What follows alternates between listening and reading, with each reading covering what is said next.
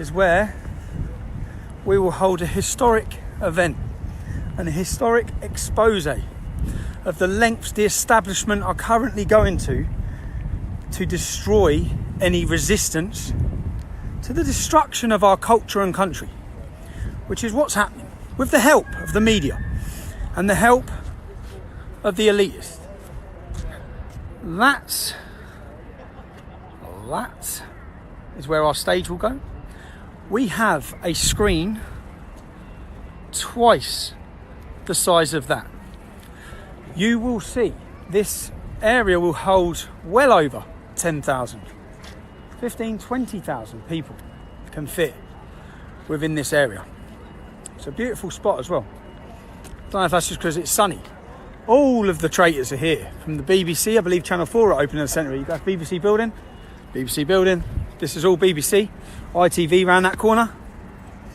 Now, the plan for the day is Saturday, February 23rd. There's a final tram stop here, which is how all of these details, once they're concreted and agreed finally, we've looked at 2 different locations. We're just looking for the safest area that you can come along and witness #Pano-Drama documentary. Yeah, it's looking good. Tommy, I'm going Doha soon. I'll send you a number, bro. Anyway, as you've brought that up, I do have a few words I want to say about the video that went out yesterday. And do you know what? I'll be straight up honest. You get out of the sun. It's very embarrassing for me to watch. I was actually ashamed when I watched it. So you understand. No, not so you understand. Not that I'm going to stand here and reel off loads of excuses.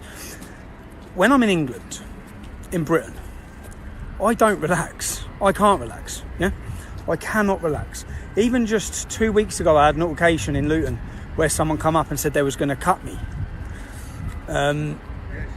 Everywhere I go, I expect to be sideswiped.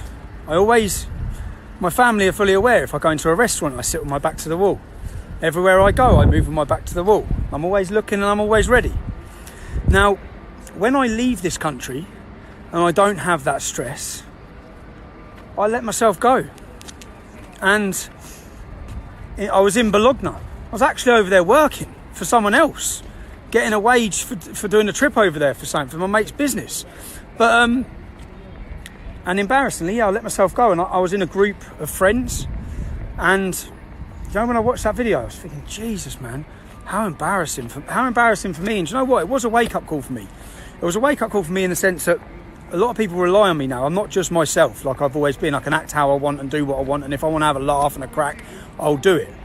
Well, and I realise now that sort of display will affect the seriousness of how I'm taken.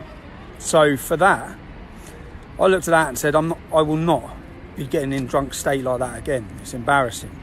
It could have been a lot worse, and maybe there's more to come out of that chat group. Any one of you know, if you're in a group chat and you've got friends and you think you can relax and have banter and humour with your mates, I uploaded other messages that showed part of the Asian kids banter in the group, who we're all mates with each other, we don't hate each other, is to make jokes about white trash. They don't think we're white trash. It's humour, yeah? It's dark humour, most of the whole group is. So anyway, my take on that is as simple as that. I have, in the last 2 months, and I'd like to stress to any other journalists in the UK, I've had police at my house literally every other day.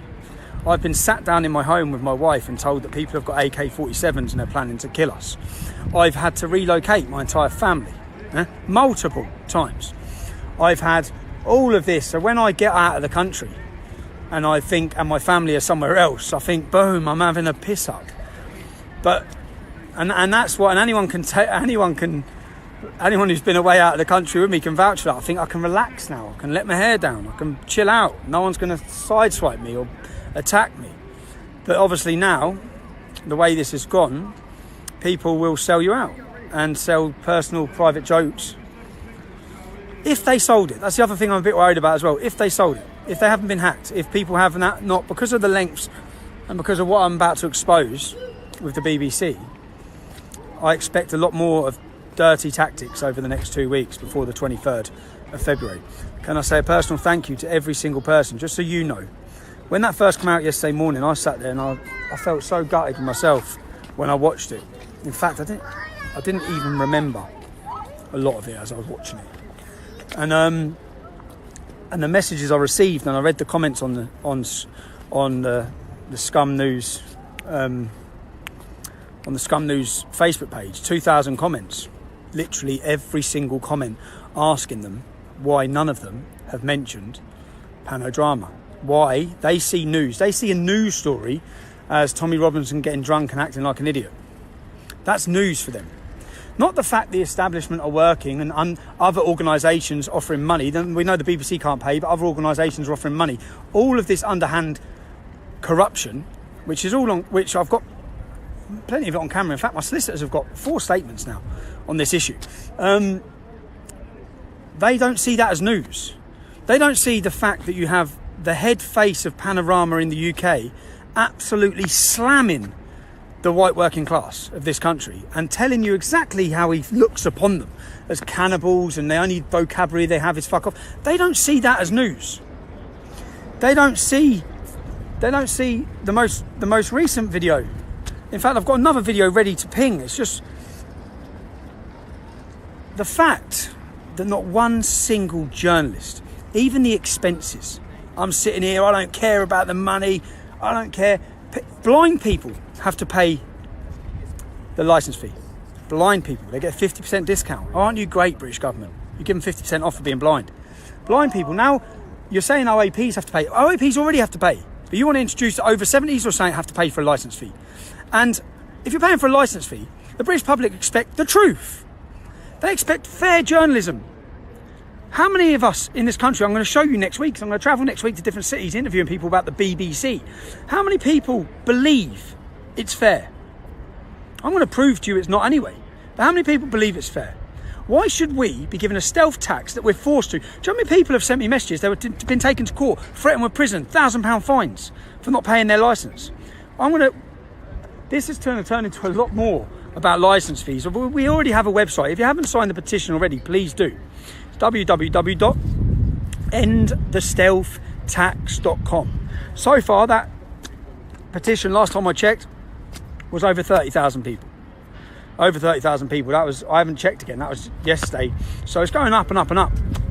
And this petition will continue. And I'll find the head of the BBC. I'll find him. And I'll hand it into Downing Street as well. Because what we're about to expose, which is why these dirty hand tactics come out. And the thing is, the Daily Mail, all of these papers, all run on Tommy Robinson drunk being a moron. All of them. Not one of them. Not one. James O'Brien put straight on his Twitter. Yeah? James, you've been quiet. What about the comments about working class? What about the expenses and the abuse of his expenses? I'll tell you what's coming next. Shall I give you a little insight to what's coming next? You LGBT rights movements better get ready for John Sweeney's comments. Yeah?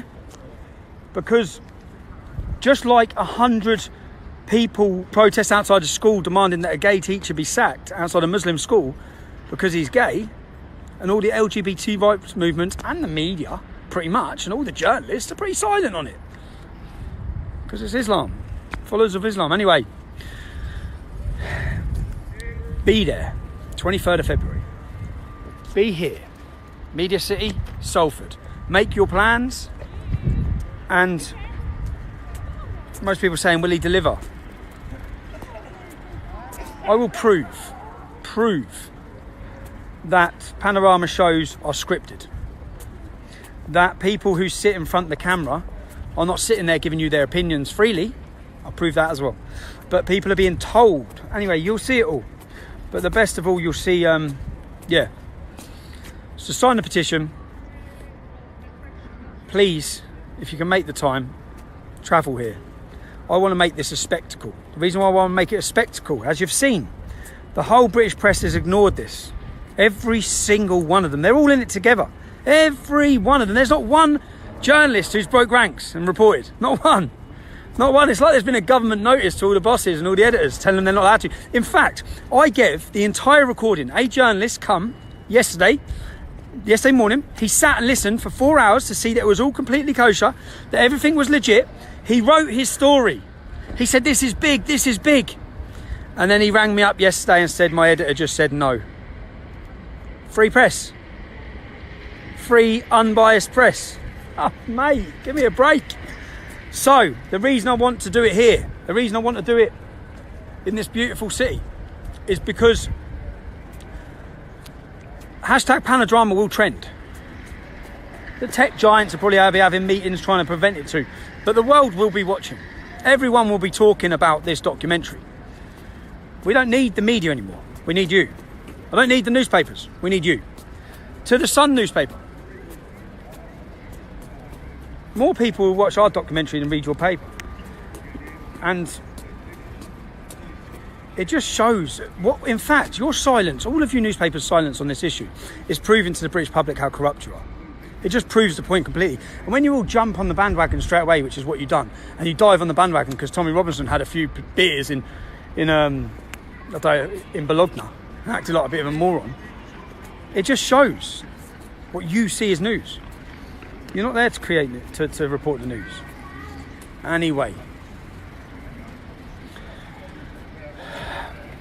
5-hour drive, but you'll be there. Thank you, Jade.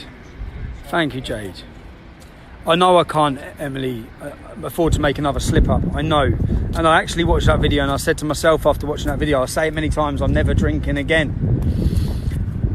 I know I have a responsibility. And at the same time, I just, every time I used to leave the UK, I used to have a blowout. I used to have a blowout because I can't have a blowout here. I can't. So I can't not have a blowout, but I can't not be on guard. I can't relax. And I had so much crap going on with everything, to be honest, with everything, even since coming out of custody. Which of course the Attorney General hasn't let me off. I'm still waiting. But again, every single one of you, thank you for your support, man. And help spread the word. Hashtag Panadrama. Make sure you're there.